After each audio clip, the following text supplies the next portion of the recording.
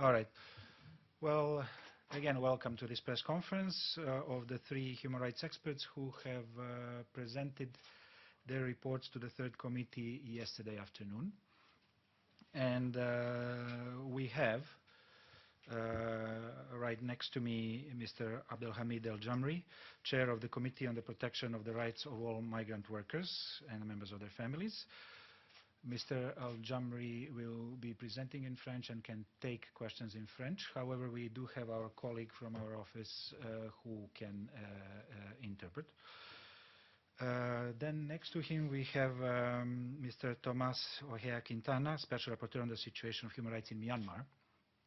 And on the left side we have Mr. François Crépeau, Special Rapporteur on the human rights of migrants.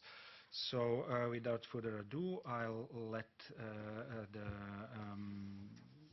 experts take the floor. Mr. Jamri, would you like to go first? Bonjour à toutes et à tous. Donc merci d'être là pour cette conférence de presse. En fait, donc je préside le comité sur les droits des travailleurs migrants. Et ce comité qui a démarré depuis 10 ans maintenant, donc cette année c'est l'année anniversaire après 10 années de travail. Et le comité travaille principalement sur 3 axes. Le premier axe, c'est l'examen des rapports des États parties. Le deuxième axe, c'est la promotion de la convention, parce qu'elle reste quand même une jeune convention et qui a besoin de beaucoup de promotion, donc pour aller vers plus de ratification.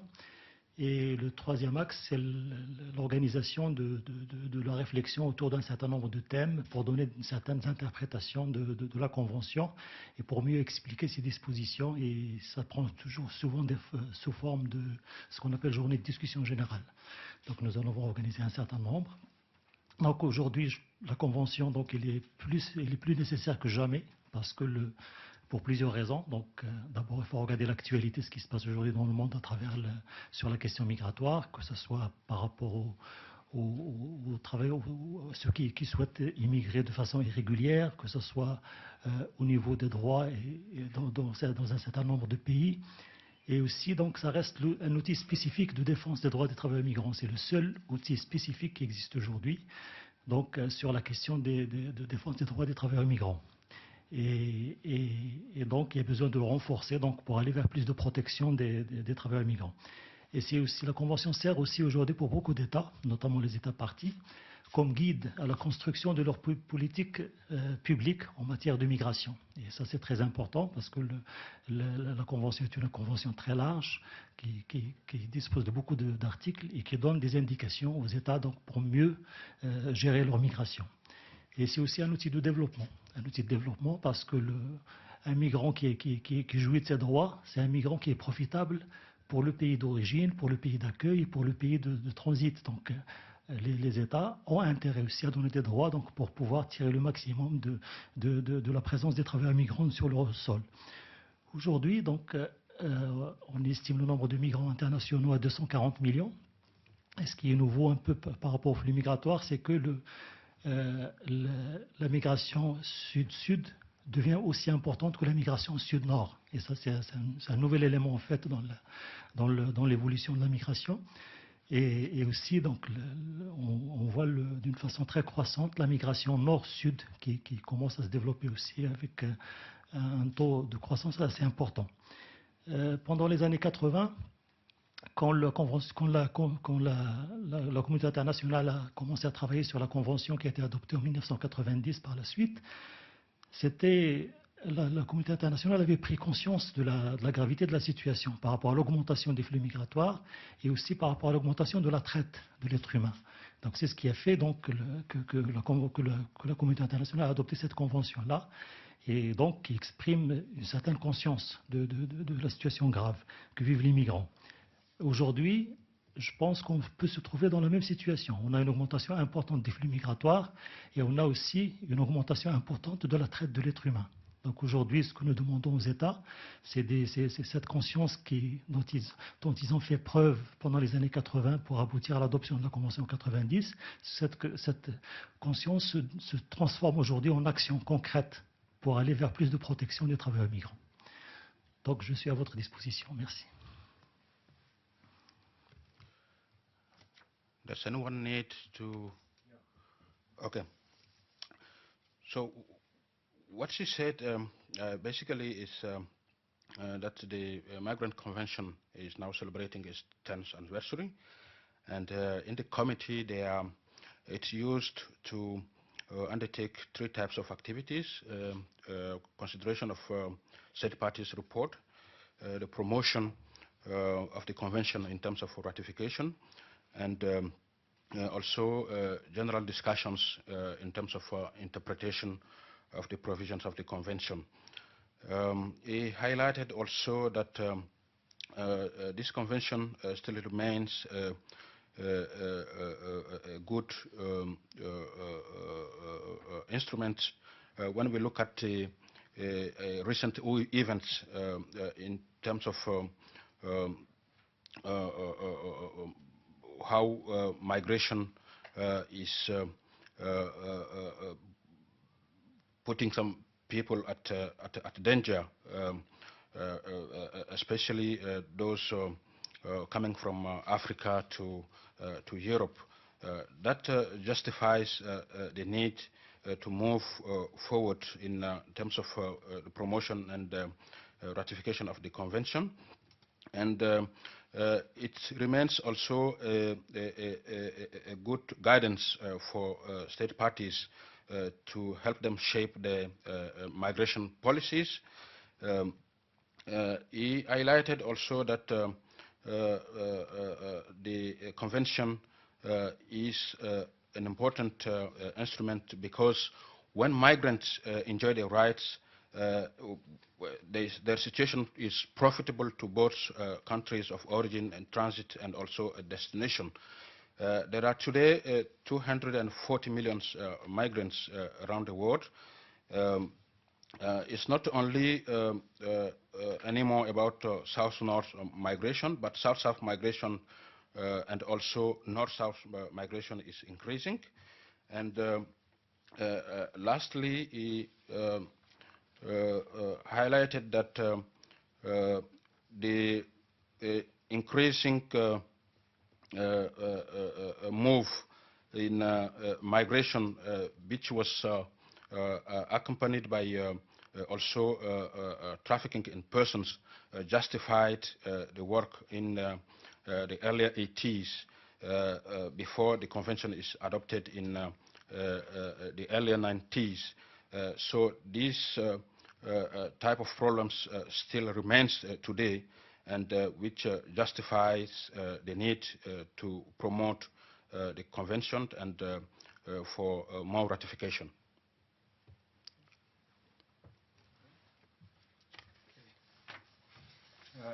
We would now invite Mr. Crepeau, and we will take questions at the end, I guess, because it would be, we want to ensure that everybody gets their say first. Good morning, everyone. My report bore on the issue of global migration governance. My aim was to provide an overarching summary of what I believe to be the key architecture of global migration governance in the world, and provide constructive suggestions on how to better protect human rights in the sphere of international governance processes. The first point I want to emphasize is that due to the lack of a comprehensive framework, global migration governance remains fragmented, with different institutional approaches, normative frameworks relating to specific aspects of migration, such as the human rights of migrants, or the smuggling of migrants, or human trafficking, or refugees and asylum seekers, or labor migration. All this in different pieces, all detached from one another. There's not one migration organization within the United Nations, although many agencies do have as part of their job to take care of some migrants relating to their mandate. And there's no coherent institutional framework governing migration. There's no global lead agency with a comprehensive mandate on migration that would include the legal protection of migrants, despite the good work of IOM, which is the International Organization for Migration, which is outside the UN, and doesn't have a constitution that has the word human rights in it. It does good work, but it's not the focus of its mandate. States continue attempting to govern migration largely on a unilateral or bilateral basis. This has led to lack of coherence between the global, the regional, the national governance. And I also observe in the report a retreat from binding United Nations-based normative frameworks, such as the International Convention on the Protection of the Rights of All Migrant Workers and Members of Their Families, which is not well ratified yet, and with a state preference for informal processes, state-led, informal, non-binding, etc. The lack of transparency, the lack of accountability of these processes may have, and often has, a negative impact on the human rights of migrants. And I underline the need for better global migration governance in a strengthened institutional framework based inside the UN. The UN should have a strong voice on migration, which is a fundamental human phenomenon that has always existed and that will always exist. And the UN should have a strong voice and doesn't have it at present. Migrants should always be seen first as human beings with human rights before being considered as agents for development or in other ways. And I made some proposals for a revised institutional framework for migration within the UN, for example, including IOM, the International Organization for Migration, inside the United Nations with a revised constitution in order to allow it to expand the human rights work it does already in great part. The second point I want to emphasize is the fact that repressive border policies alone are totally ineffective at stopping irregular migration. Repressive border policies, interception at sea, we've seen the disaster in Lampedusa, are in fact empowering and entrenching smuggling rings, and they are increasing their hold on vulnerable migrants, thus reducing the capacity of states to control their borders. And it's quite paradoxical that the policies put in place to implement territorial sovereignty, in fact, lead to less control over territorial sovereignty. Migrants migrate irregularly due to a lack of regular migration channels and largely in response to unrecognized labor needs in destination states. States should recognize such labor needs, including for low-skilled work in construction, in agriculture, in hospitality, in caregiving, for which there's not enough done in terms of migration channels, of legal migration channels. They should also sanction unscrupulous employers who exploit irregular migrants. At present, there is an underground labor market controlled by employers who exploit migrants. Migrants know that they will find a job because there are so many jobs in this underground labor market that citizens won't take in these conditions and that irregular migrants will take. And employers know that. And these employers are citizens, locals. And there's quite little done in most countries to sanction these employers and reduce the attractiveness of this underground labor market. And this would lead to less irregular border crossings, less smuggling of migrants, less loss of life at borders, and less migrants' rights violations. States would still have the sovereignty to decide on the number of migrants they wish to admit, and that has to be realistic based on needs. Global migration governance should thus be seen as reclaiming sovereignty, not ceding it. The last little point I'd like to mention is a few words about the high-level dialogue on international migration and development that happened 3 weeks ago here in New York. I want to emphasize that I'm pleased with the declaration that was adopted on the 4th of October and with the discussions that happened at the high-level dialogue. Human rights were part of the discussions from beginning to end, and were not limited to the round table on the human rights of migrants. And to me, that's a very good thing. States, at least in the UN fora, like this one, like the high-level dialogue, which contrasts a bit with other forums, states now talk the talk of migrants' rights. And we have to see whether they'll walk the walk as well. Thank you.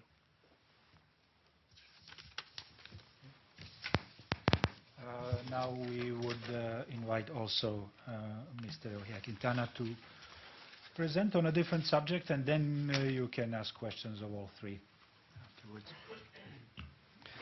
Thank you. Well, yesterday I presented my report to the third committee, and I would say that the important message is for the international community is to remain engaged on the human rights situation in Myanmar in the context of this new transition. I believe that to be a friend of Myanmar, now we see many states engaging bilaterally with Myanmar, and I believe that to be a friend of Myanmar and a supporter of the reform process taking place there involves raising human rights issues of concern and working with the government to find solutions. There are real dangers in closing over shortcomings in the area of human rights or presuming that these shortcomings will inevitably be addressed through the momentum of current reforms. Now, Myanmar has made some important steps toward democratic reform and national reconciliation, and this includes the release of a large number of political prisoners, more than 1,000, a greater media freedom, an active parliament. Now the prospect of a national ceasefire agreement, maybe next November. These are all developments that we need to support and encourage. We need to really support and highlight the significance of the 13 ceasefire agreements already with ethnic minority groups, and as I say, the prospect of a national ceasefire agreement very soon. Now, the fighting, some fighting continues in Kachin and northern Shan state, and this remind us the suffering, the conflict, the conflicts in the suffering that of the people in ethnic border areas. These people in border areas have suffered the consequences of internal conflict for decades. And that's why a very important message is that the military, in the context of these ceasefire agreements, needs to be fully on board and with these agreements endorsed by a civilian government. And once agreed, the military needs to begin a demilitarization of these ethnic border areas. I welcome, of course, as I say, the release of political prisoners. Over 950 prisoners were released since May 2011. However, I am concerned about what we now call the new arrests. This is those people being arrested in relation to peaceful demonstrations and in relations to those involved in land right issues. The problem of land confiscation or land appropriation, it's becoming increasingly serious in Myanmar, and I would like to see that the government takes the proper measures towards addressing this issue. Now, the human rights situation in Rakhine State is still very serious. Now, the government is showing a great willingness to address it, and this includes a recent visit of the president of the country to that state, the disbandment of the former border security force named Nasaka. In the recent violence, the government identified some people who might be involved in the violence in Tandue in Rakhine State, and they arrested them, and these are Rakhine Buddhists, and some of them belong to the Rakhine Nationalist Development Party. This is showing how the government is trying to fairly and address the issue in a balanced approach. Now, there is still an underlying pattern of discrimination against the Muslim community, and particularly the Rohingya. This endemic discrimination is currently being reflected in a policy of segregation of the Muslim and Rohingya community in Rakhine State, which is becoming increasingly permanent. And this is bringing harsh and discriminatory restrictions on freedom of movement remaining in place. The issue of equal access to citizenship of the Rohingya community also remain central in finding solutions.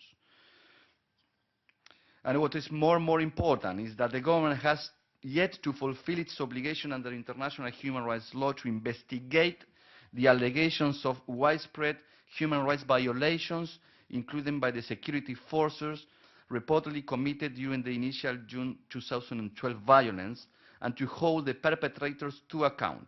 The government cannot renege on these obligations. The situation in Rakhine State is fueling a wider occurrence of communal and religious violence, which is posing one of the most serious threats to the reform process. Now, there are leaders within the community in Myanmar, including Buddhist monks, who are playing a positive role in addressing the discrimination and violence against Muslim populations. These voices need to be heard and supported. We have heard some other voices lately, some other monks really having an important role in incitement religious and communal hatred. We need to hear some other voices. There are many other voices in the country. We need to support these voices. I met some of these leaders during my latest missions to Myanmar, included a Buddhist monk in Lasho. And this Buddhist monk in Lasho, after the violence, he gave shelter to more than 1,000 Muslims running out from the violence, and he gave shelter to these 1,000 Muslims in his monastery.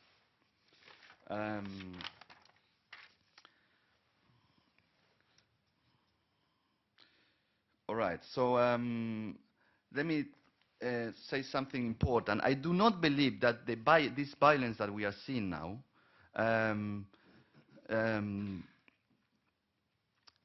what I say is that I do not believe that the newfound freedoms in Myanmar are to blame for the violence and incitement that the country has recently seen. I have visited Myanmar 8 times, and I have seen that the people in Myanmar are kind and peaceful people. This violence should be seen more as a continuation of the way organized groups with political and social agendas have operated under decades of military rule, through violence and incitement against minority groups.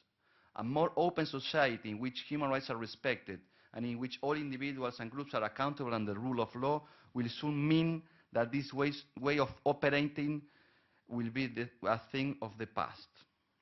I recognize the commendable speeches made by the President to counter the spread of discriminatory views on the basis of ethnic and religion, but urge more to be done.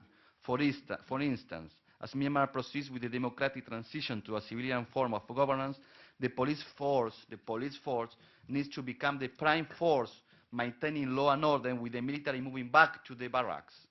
This is an important element of the rule of law. It will involve capacity building and clear instructions from the authorities to ensure that the police fulfill their duty in protecting community from violence, and accountability if they fail to perform their duty. The problem of accountability: Myanmar has been under rule of law for decades, under military regime for decades. There is no practice, there is no concept of what accountability means, what the rule of law means, and now this transition, this civilian transition, is facing the challenge to how security forces, for example, deal with the issue of accountability.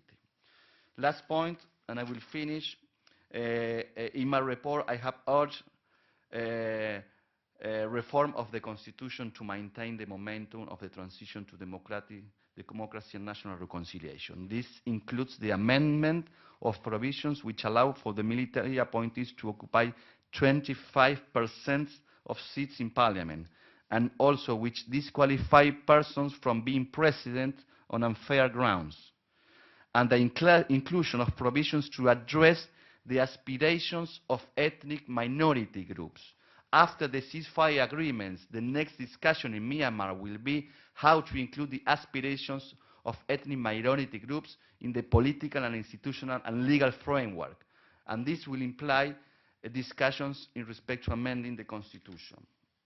So this was my last report to the third committee. I will end my mandate next March. I have to thank the government of Myanmar. Has been very cooperative with my mandate. I visited, as I say, the country 8 times. The government always engaged with me and in productive way, and I think we need to recognize this. I also have to thank the third committee and the United Nations for giving me this very important responsibility to bring the voices of the people to these important forums. And finally, I have to thank the people of Myanmar who always engaging with me in the country. Thank you.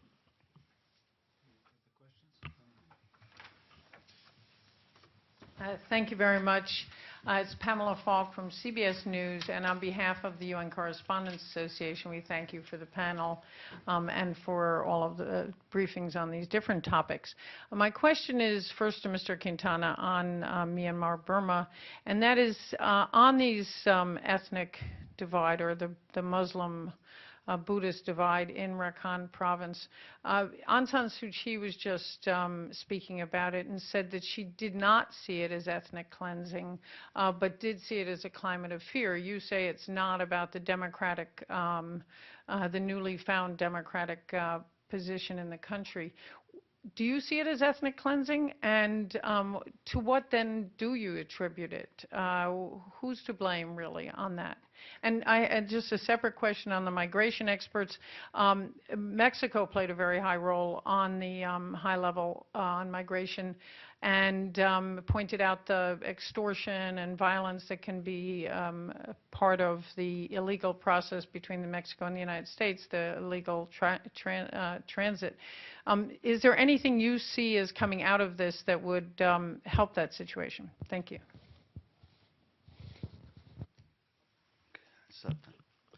Yeah, I visited Rakhine State, where the Rohingya community lives, 3 times. In my past reports, even before the violence started, my judgment about the situation is that there is an existence of a pattern of discrimination against this Rohingya community. What means a pattern of discrimination means that all aspects of the livelihood of the Rohingya community are affected by discrimination. We are talking about health, well, there are shortcomings in respect to the access to health.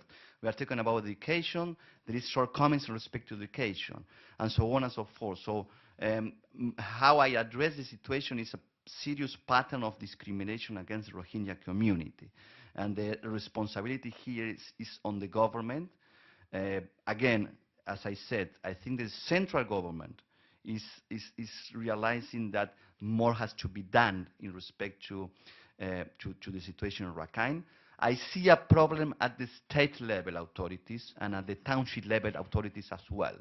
I think that the state authorities in Rakhine State are really not on board with the central government in respect to the necessity to address the problems in Rakhine State. I think that I won't talk about others, but I think that Madame Aung San Suu Kyi, what was important once this transition started, is that she decided to become part of the transition, and now she's a member of the parliament. She could have taken some other decision and be apart from this. So she's living in Myanmar. To live in Myanmar, and I have to be frank with you, to live in Myanmar and to discuss the issue of religious tolerance, particularly with respect to Muslims, it is very difficult. It is very difficult. I have faced situations where I discuss human rights with people in a very productive way, but once the issue of religious tolerance comes to the discussion, the conversation changes completely. So the situation is quite complicated in the country in respect to this problem about religious and communal misunderstanding or violence. And one more element is, what is the role of the media? And here I'm talking about the local media, not specifically about international, but the local media is playing a very inconvenient role in this respect, inciting a lot.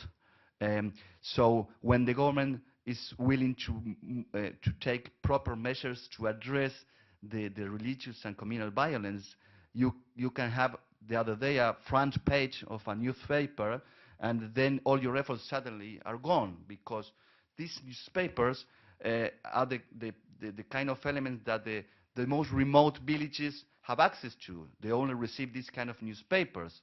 So you have, villagers really being incited by this local media. And this is something that had to be said, and I'm calling the media to play a responsible and ethical role in this respect. Can I follow up, please? I think we will take the other Yes. first. Merci. Donc, pour la question concernant le Mexique, effectivement, notre comité a eu l'occasion d'examiner plusieurs rapports d'États d'Amérique centrale et d'Amérique du Sud.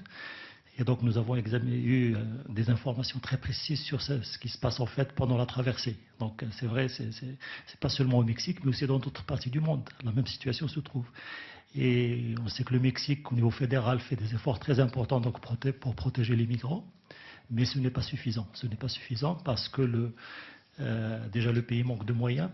Et aussi parce que la question migratoire aujourd'hui, il faut la voir d'un point de vue régional, pas seulement au niveau d'un seul État. Il faut lui donner cette dimension régionale. Et je pense que les premiers responsables des exactions qui se trouvent aujourd'hui, qui concernent les migrants qui essaient d'entrer aux États-Unis ou qui essaient d'entrer en Europe, les pays qui se transforment en citadelles sont responsables aussi. Ils ont une grande part de la responsabilité. Les États-Unis en bloquant ses frontières, et là, cette responsabilité, donc, que les migrants subissent des exactions. La même chose pour l'Europe, avec ce qui se passe entre l'Europe et l'Afrique, notamment au niveau de la Méditerranée. Donc, il y a une responsabilité, même si les pays ne sont pas concernés directement. En fait, ils sont concernés par cette question-là, ils sont concernés des exactions. Et moi, actuellement, je suis en poste à Nouakchott, en Mauritanie, parce que je dirige une mission de l'Union européenne sur les questions migratoires, justement. Et ce qu'on voit, c'est que la migration se fera de toute façon. De toute façon, il se fera. Donc, on voit bien, au niveau de la carte, par exemple, si on prend l'Afrique du Nord, que je connais bien, quand on ferme les frontières au niveau du Maghreb, on essaie de sortir par le Sénégal ou par la Mauritanie. Quand on ferme les frontières en Mauritanie, on essaie de sortir par la Libye. Et à chaque fois, on le voit. À chaque fois. Et dernièrement, on a bien fermé les frontières maritimes au niveau de la Mauritanie. Ben, ce qui se passe, c'est que tout de suite, les migrants, ils sont intelligents. Les candidats à l'immigration sont intelligents. Donc, ils voient qu'il y a une faille au niveau de Melilla, par exemple. Eh bien, ils vont essayer de partir par Melilla. C'est ça.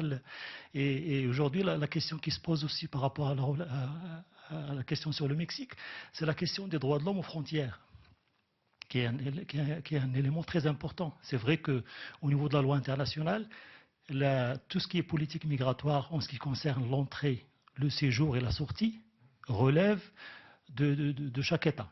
Ça veut dire qu'il n'y a pas d'instrument international qui donne des indications par rapport à ça, donc il y a des obligations. Et donc, ce qui fait que chaque pays a la souveraineté de mettre en place sa politique migratoire, donc en ce qui concerne l'entrée, le séjour et la sortie. Mais ce qu'on demande aujourd'hui aux États, déjà on demande à la communauté internationale de réfléchir sur cette question de droit aux frontières. Et quand je dis droit aux frontières, ce n'est pas seulement les frontières physiques. Les frontières, ça commence le jour où le candidat à la migration va demander son visa dans un consulat. Parce que les difficultés commencent là aussi. Et des fois, il faut faire plusieurs kilomètres pour pouvoir le faire. Donc, c'est très... Et donc, c'est pour ça qu'il faut une dose d'humanité dans le traitement actuellement des migrants qui se présentent aux différentes frontières, en attendant que la communauté internationale ait quelque chose, des propositions, des résolutions sur cette question-là. Et je pense que le débat a commencé au niveau des Nations Unies depuis 1 an maintenant, 1 an et demi, sur cette question-là de droits de l'homme aux frontières. Merci.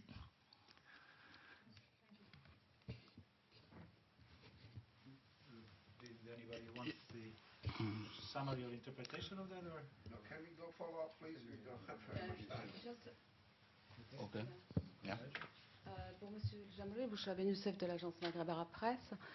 Hier, devant la 3e commission, vous lanciez un appel pour la ratification de la Convention. Il y a seulement 47 pays sur les 193 États. Comment expliquez-vous cette situation? Est-ce que c'est dû, comme a dit M. Crépeau, à l'absence d'une stratégie au niveau international, hein? Deuxièmement, vous parliez juste à l'instant de la dimension régionale. Est-ce que vous pensez que des initiatives comme celle que le Maroc, pour lequel a appelé ici même dans un side event pour une stratégie africaine en matière de migration, peut contribuer à résoudre en partie ce problème? Je vous remercie.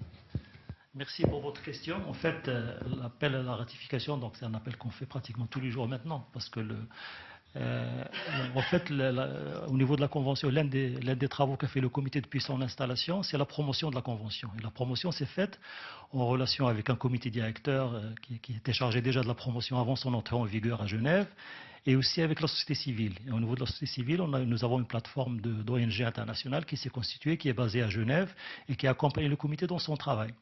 Et depuis, il y a des campagnes de ratification un peu partout dans le monde, notamment dans les pays du Nord. Et des études ont été faites, et toutes les études ont porté sur les obstacles à la ratification. Et le résultat, c'est qu'au niveau de la ratification, il n'y a aucun obstacle juridique, il n'y a aucun obstacle économique.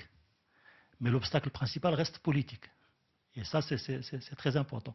Donc les pays qui n'ont pas encore ratifié aujourd'hui ou qui ne veulent pas ratifier, parce qu'aujourd'hui, avant on disait qu'il y avait deux types d'États, soit des États qui ont ratifié, soit des États qui n'ont pas ratifié. Aujourd'hui, on est devant trois types d'États. Des États qui ont ratifié, des États qui n'ont pas ratifié, et des États qui ne veulent pas ratifier, qui le disent clairement. Donc ça, et à chaque fois, leur justification, c'est la question des travailleurs migrants en situation irrégulière. Donc ils pensent que la Convention donne des droits extraordinaires aux travailleurs migrants en situation irrégulière, alors que la réalité est autre. Donc les travailleurs en situation irrégulière dans la Convention, ce sont des droits de base, que chaque État doit donner à sa population et aux migrants. Par exemple, si je prends la question de la santé, de toute façon, l'existence de migrants en situation irrégulière est une réalité. On les estime à un nombre important actuellement, est une réalité au niveau de chaque État. Et si on prive une fraction de la population des soins, on ne peut pas imaginer un pays qui ne donne pas les soins, par exemple, aux personnes âgées, aux enfants. Si on prive une partie de la population, parce que c'est une population, même mis à part sa situation administrative, c'est une population qui vit dans le pays, qui fait partie du peuple. Donc si on ne la soigne pas, ça va devenir un problème de santé publique. La même chose, si on ne l'éduque pas, on va produire des citoyens qui ne sont pas formés, qui ne vont pas jouer un rôle important dans le développement du pays. Donc aujourd'hui, il faut vraiment que les États aille vers la ratification, parce que la Convention, c'est une convention d'avenir. C'est une convention d'avenir parce qu'elle a les éléments. C'est un outil extraordinaire au niveau de l'élaboration des politiques publiques, donc en matière de migration. Et de toute façon, toutes les conventions concernant la migration ne sont pas beaucoup ratifiées. Si on prend aussi les deux conventions de BIT, elles ne sont pas ratifiées de façon très forte. Donc certaines ont moins d'États parties que la Convention sur les droits des migrants. Et si on prend les trois conventions, les deux conventions du BIT et la Convention de 90, elles sont toutes ratifiées. Il y a 88 États qui ont ratifié au moins une de ces conventions-là. Donc globalement, ça reste faible par rapport aux 193 États. Donc c'est une question politique. Je prends par exemple le cas de l'Europe. La question migratoire l'Europe a une position duale au niveau de la migration. Nous avons le politique qui dit zéro migration, parce que ça rapporte des voix, parce que ça permet de faire de la politique et tout ça. Et nous avons l'économique qui fait appel à la migration, qui souhaite qu'il y ait de plus en plus de migrants pour fluidifier la main-d'œuvre, pour fluidifier le travail. Et c'est vrai que moi j'insiste toujours sur la dimension régionale des politiques migratoires, et ce qu'a fait le Maroc dernièrement, c'est formidable. Tout le monde a applaudi les propositions. Donc ça veut dire prendre un peu, regarder enfin la réalité de la question migratoire au Maroc par rapport aux migrants subsahariens notamment, qui ne sont pas très nombreux après tout, ils ne sont que 12 000, estimés à 12 000. 12 000 pour une population de 36 millions. Donc je veux dire, le Maroc peut les absorber facilement. En plus, s'ils sont au Maroc, c'est parce qu'il y a du travail aussi. Il faut faut dire la réalité aussi. Donc c'est qu'il y a une réalité que le Maroc a besoin aussi de cette main-d'œuvre étrangère donc, pour pouvoir développer son économie. Donc la proposition du Maroc, elle a été applaudie à tous les niveaux et c'est une bonne initiative. J'espère que d'autres pays africains aussi vont faire de même. Idem, aujourd'hui, donc, depuis cette initiative marocaine, il y a d'autres initiatives. Il y a l'Union africaine, par exemple, qui a demandé à ce que soit discutée la question migratoire lors du prochain sommet euro-africain, en avril 2014. Il y a le président du Mali, du Sénégal, qui a fait une déclaration très importante suite à ce qui s'est passé au sud de l'Italie. Donc, il y a, je dirais, un sursaut par rapport à cette question-là, et je pense que ça va continuer. Je vous remercie. Thanks a lot. Matthew Lee, Intercity Press, on behalf of the Free UN Coalition for Access. Thanks for the three of you for coming. Personally, I think it should have been two separate press conferences, and I'm not sure that anyone should automatically get the first question. That said, I wanted to ask Mr. Ojea Quintana about in Rakhine State. I wanted to know, there's this, yesterday in the third committee, there seemed to be some dispute about whether there is a two-child policy in place. So I wanted to know, since you've been there, is there such a policy? And also, Mr. Nambiar was met with by something called the Kachin Baptist Convention about villagers trapped in Putao district. There's 53 people, they claim, trapped by the army, their land given to a tycoon called Tai Za. And I wonder, this may be too small for you, but are you aware of this type of issue in which the government military power is used to favor long-time, businessmen such as that, and what's your role in this type of a situation? Thank you. When asked the central government was about the two-child policy, the response was, there's no two-child policy. There's no two-child policy. They recognize that might have been in the past practice of two-child policy. And for me, it was not clear whether this practice of two-child policy remained. So that's the way I will answer to you. There's the information, specific information, first-hand information collected from the government in Naypyidaw. So of course, I really advocated against this two-child policy with the Minister of Immigration, particularly in Naypyidaw, and with the state authorities in Sittwe as well. In respect to land appropriation issues, I just said it is increasingly becoming an issue during this transition, particularly because first there is no a rule of law framework at all. You don't have any place to go when you want to claim about land rights. There is no even judicial remedies for that at all. So in those areas where independent or independent observers or some other people who are really independent can access non-controlled state areas, even some areas in Kachin state, it's very difficult to really respect this kind of these are basic human rights, the people who have been living in their land for generations, and suddenly the excuse now is that according to the constitution, the land belongs to the state. So then you are not the owner, and then we can take your land. This is the kind of responses that I receive in Naypyidaw, which might have some point, but that doesn't mean that still these people have rights over their land that have been working. Thank you, Mr. Quintina. I just wanted to ask you kindly if you can a little bit more elaborate when you mentioned that the segregation is becoming a permanent trend.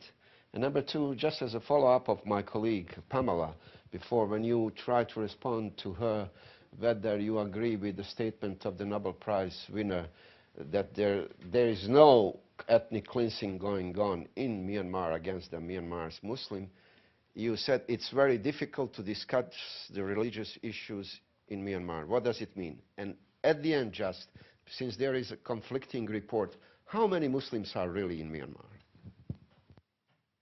Sorry, remind me the first question you said? The first question, permanent segregation.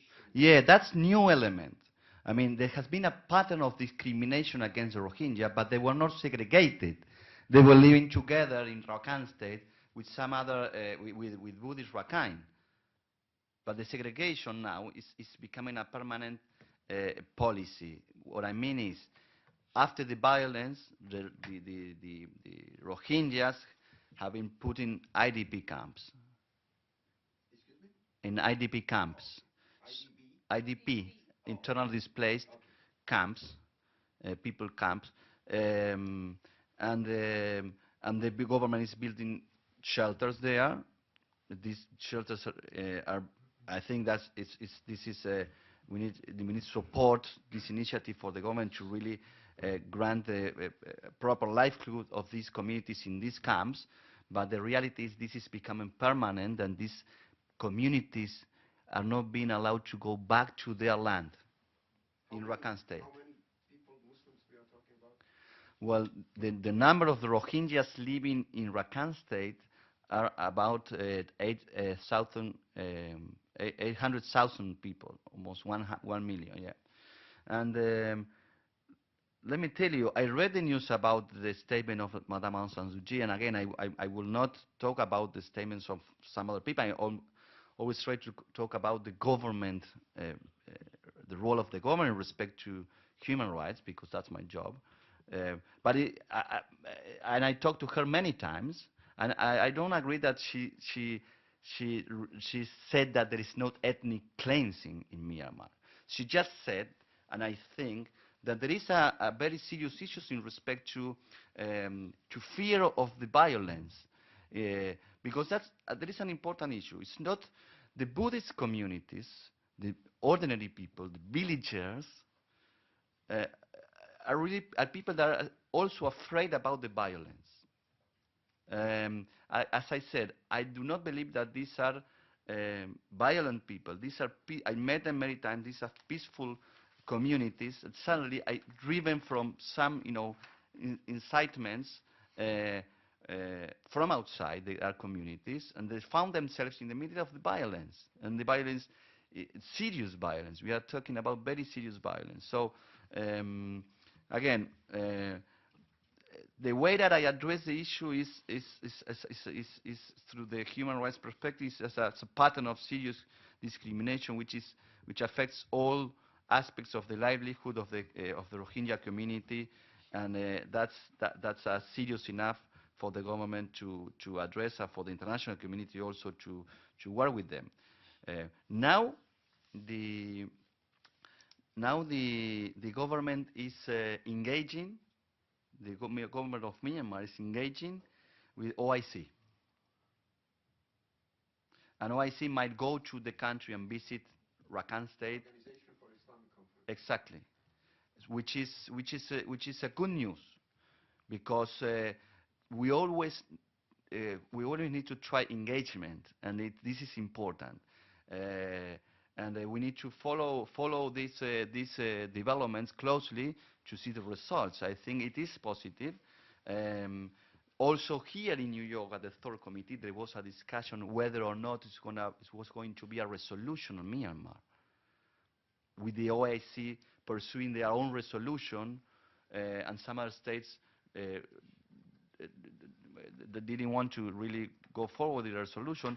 Now it seems that's going to be a resolution by consent, and with the consent of the government of Myanmar. And this is good. This is good.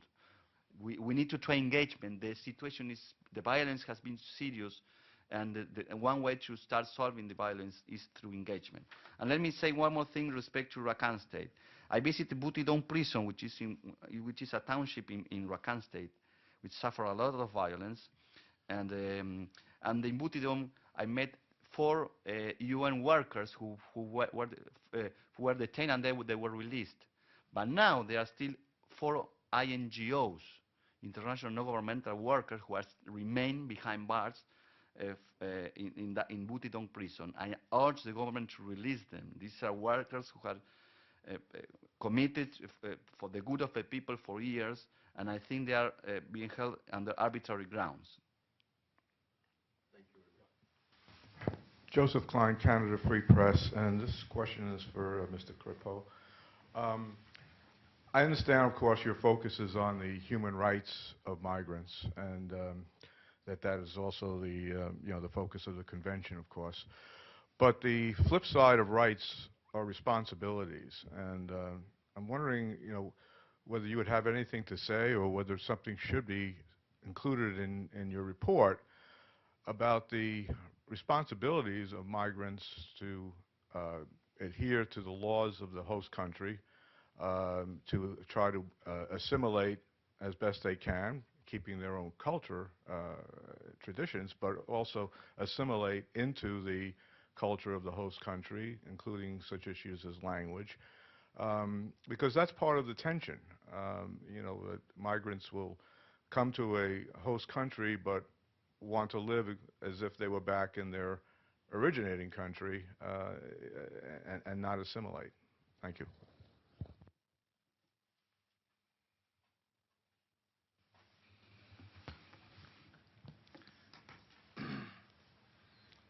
Maybe a few words on the previous questions that were asked on migration, because I really would like, because I think we're almost out of time, and I really would appreciate if you would address my question first, okay? So I'll address your question first.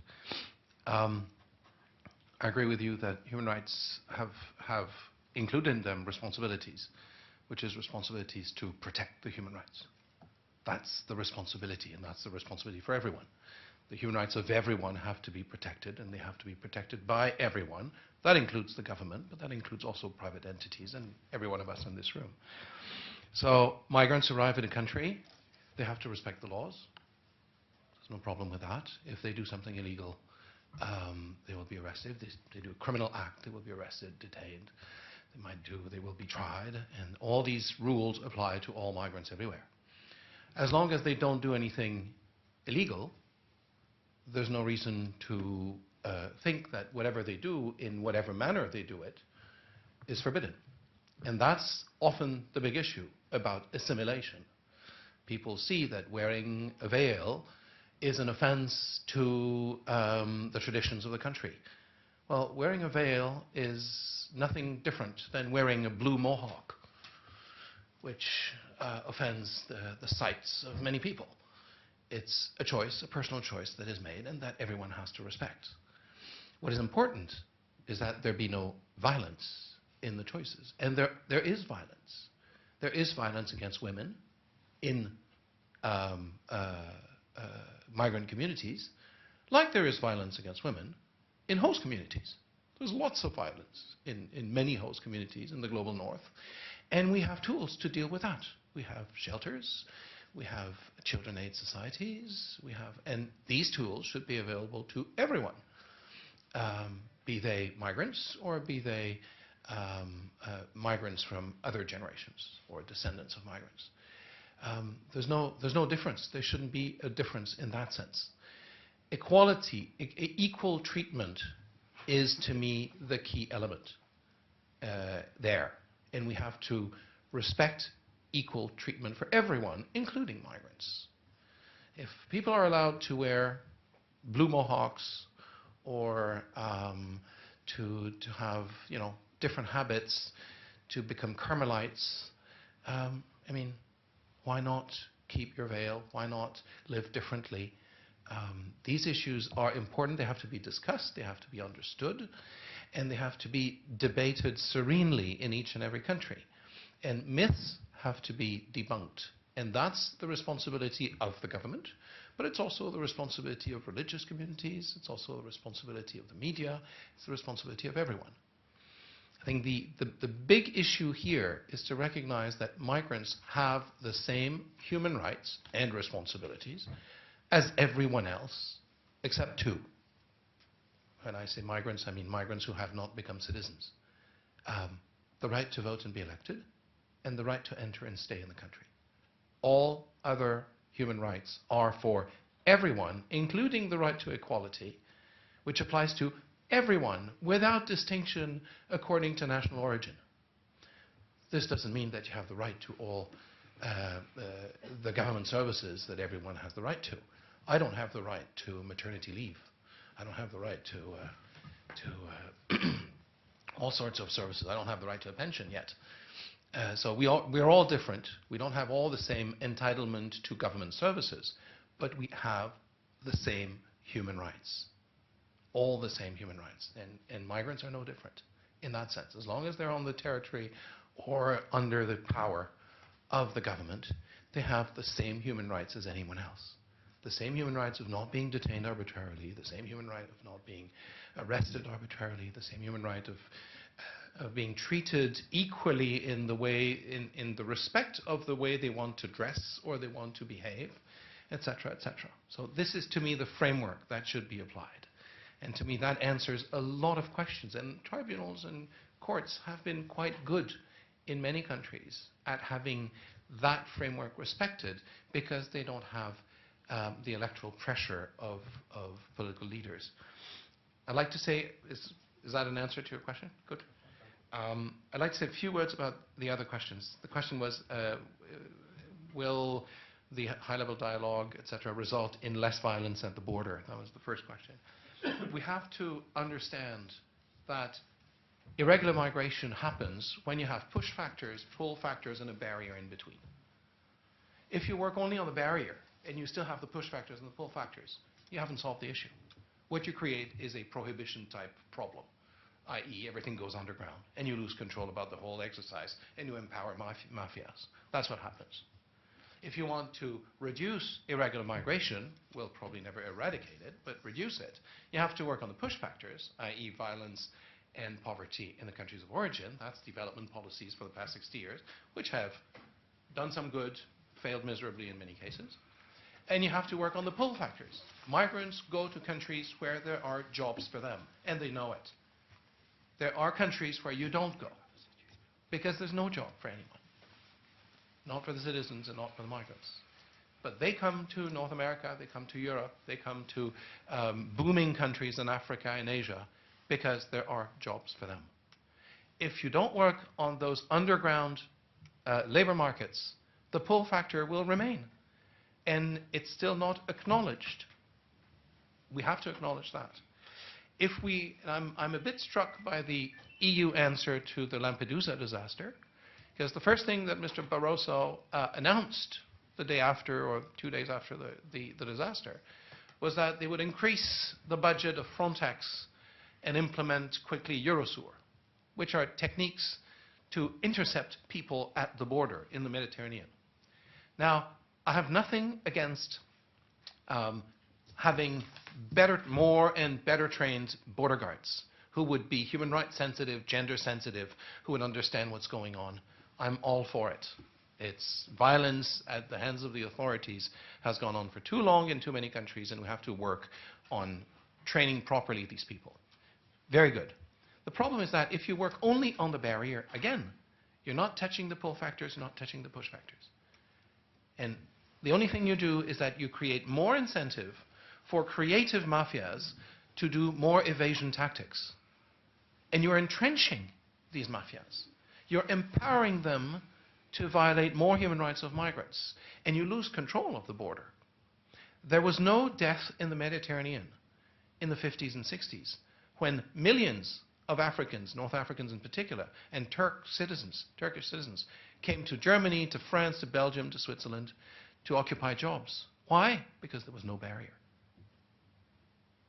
People came because there were jobs. That was acknowledged. It was not underground. It worked. Now, we don't want to acknowledge it, and that's my last point. Why don't we want to acknowledge that? We don't want to acknowledge that because migration has become a toxic debate. Why isn't the International Convention on Migrant Workers well ratified? Because the Global North doesn't want to ratify it, because they don't want to do the speech act of telling their populations, I'm protecting the rights of migrants, including the rights of irregular migrants. Why? Because if they do that, far right, extreme right, or simply, and you even have left-wing parties nowadays, will pounce on them, and they will lose points in the polls. And you see that everywhere. There is now, in many countries, a global consensus, right to left, to not talk about irregular migration in a realistic way, to talk about repression only and not talk about anything else. And that is a problem. And it's a problem that comes from the fact that migrants don't vote, migrants don't protest mostly, they duck and they move on. Why do they do that? Because they fear being arrested, detained, deported. And this is the first time that we have a group in society that cannot fight for their rights from the standpoint of citizenship. Women fought for votes, for the right to vote, and then fought as citizens. Aboriginals fought for the right to vote and then fought for their rights from the standpoint of as citizens. Migrants won't be able to do this. They don't count in the political game, and that's a structural defect of democracies. There's no politician, however good the moral compass of the politician can have, there's no politician that has an incentive of protecting the migrants' rights. Their strategic advisor will tell them, if you think we should protect the rights of migrants, just don't say it. Otherwise, we're doomed in the next election. And so we're having here a problem with the capacity of our democracies and other types of political systems to adequately talk about migration publicly and to have a conversation about migration. This is not happening. This is why access to justice, access to courts is so important for migrants, because courts don't have that electoral pressure on their shoulders. And we've seen many courts, European Court of Human Rights, European Court of Justice, US Supreme Court, Canadian Supreme Court, Australian Supreme Court, UK Supreme Court, coming to the rescue of migrants and telling governments, no, you don't have the right to do this. You wouldn't do it for citizens. Why would you do it for foreigners? You don't have you can't detain 7 years without charges or 12 years without charges. Why should you do it for foreigners? Things like that. This has happened here and in many places. Access to justice, to courts, tribunals, national human rights institutions, ombudspersons, etc., is key to protecting the rights of migrants and make them rights holders like anyone else. Thank you. We'll have to leave it at that. We are already late because the noon briefing is supposed to start. So we have 2 more press conferences, and you have the details today, and you have the details in the media advisory there. Thank you for coming.